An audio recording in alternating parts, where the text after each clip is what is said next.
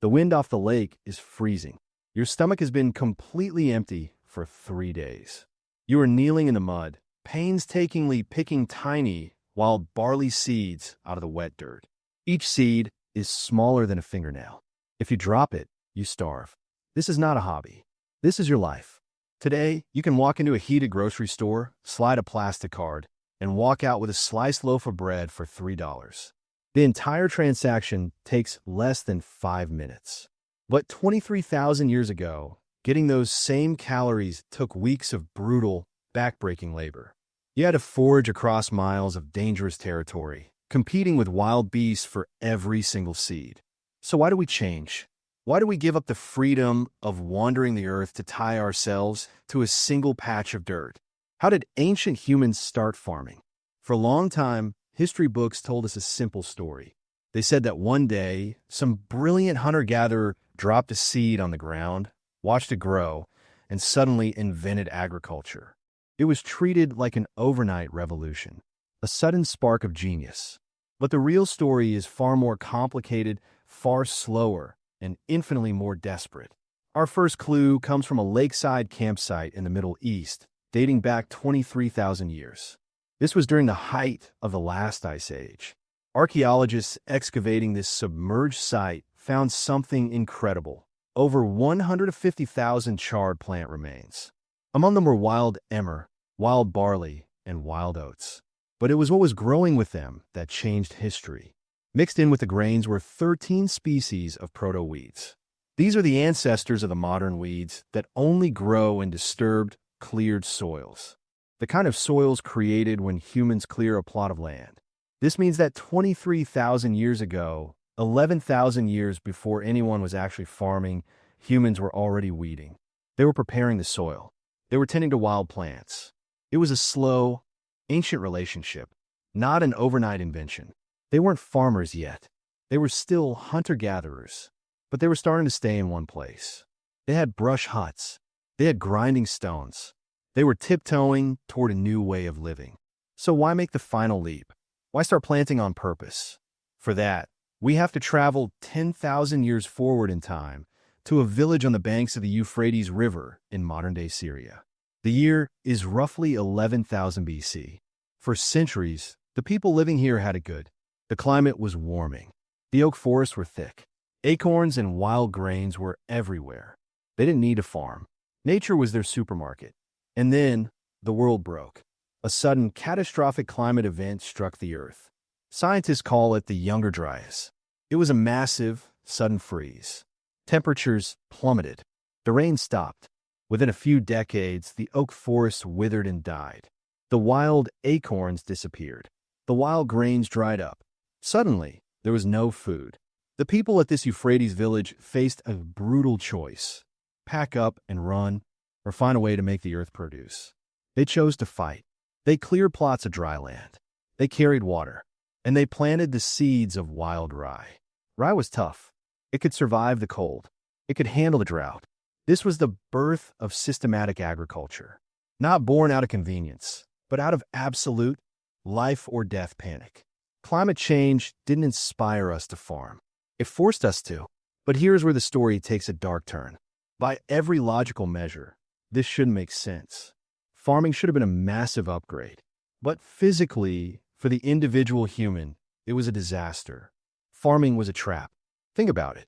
As a hunter-gatherer, you had a diverse diet. You ate hundreds of different plants, fruits, nuts, and wild game. If one crop failed, you moved to another. You had strong bones. You had virtually no dental cavities. You were tall, lean, and highly active. Once you became a farmer, your world shrank. You ate one or two staple crops every single day: wheat, rice, corn. Your diet became incredibly narrow. Malnutrition set in. Skeletal remains from early agricultural eras show a horrifying trend. People actually got shorter. Their bones showed signs of intense, repetitive stress from grinding grain and tilling fields. Arthritis skyrocketed, and then came the disease. Living in close quarters with domesticated animals, surrounded by your own waste in permanent villages, created the perfect breeding ground for epidemics. Tuberculosis, smallpox, and flu swept through early settlements.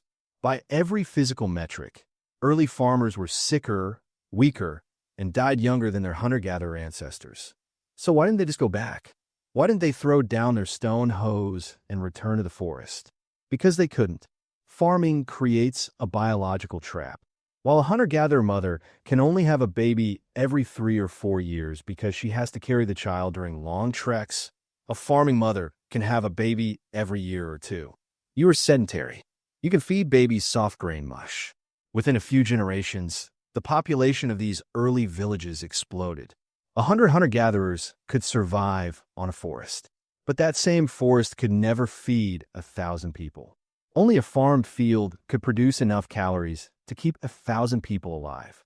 There was no going back. More mouths meant more fields. More fields meant more work. More work meant more babies. The trap was shut. Humanity was locked in.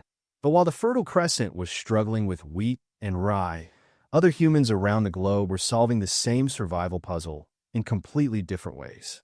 Let's cross the Atlantic Ocean to the highland caves of southern Mexico 10,000 years ago.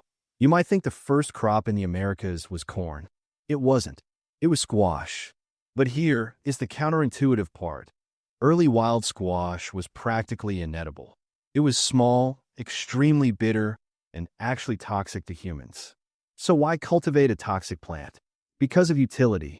The early inhabitants of these Mexican caves weren't eating the bitter orange flesh.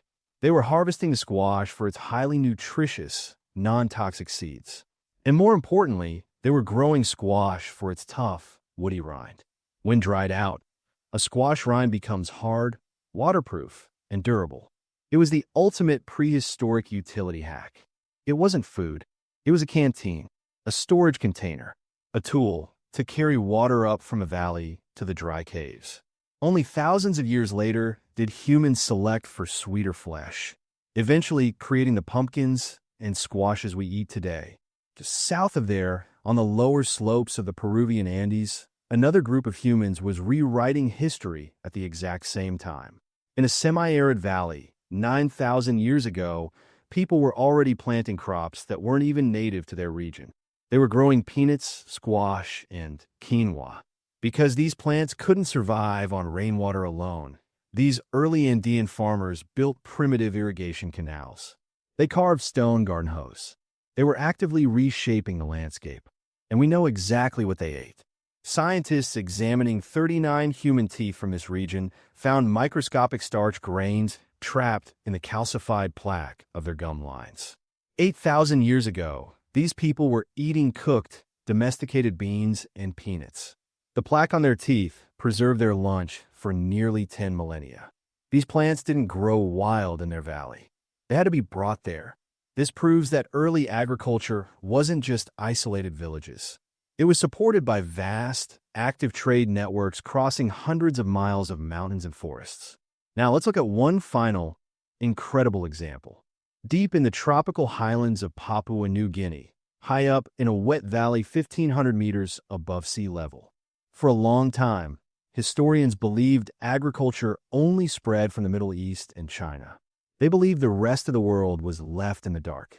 But 9,000 years ago, completely isolated from the rest of humanity, the people of New Guinea developed farming entirely on their own. They didn't have wheat. They didn't have sheep or goats. Instead, they dug massive, complex networks of drainage ditches in the swampy wetlands. They converted muddy bogs into organized, grassy agricultural plots. They cultivated taro. They grew yams. And by 7,000 years ago, they were intensively planting bananas. This wasn't grain-based farming. This was vegetative root and tree farming. It was highly advanced, completely independent, and highly sustainable. It proves that the drive to cultivate, the drive to master our environment, is not a fluke of one specific culture. It is a universal human response to survival. Everywhere we look, from the muddy shores of the Sea of Galilee to the misty valleys of New Guinea, the story is the same. Farming was not a glorious march of progress. It was a desperate, slow, and grinding struggle. It was painful. It was backbreaking. It was sicker and harder than the life we left behind. But it worked. It allowed us to feed our children. It allowed our communities to grow. It laid the foundation for every city, every empire, and every piece of technology we have today. So, the next time you walk into that brightly lit grocery store, the next time you spend 3 minutes to buy a loaf of bread that you didn't have to harvest, weed, or water, remember the freezing wind off the lake. Remember the mud on your hands. Remember the desperate ancestors who chose to dig, to plant, and to survive. Because in the end, we didn't domesticate the crops. The crops domesticated us.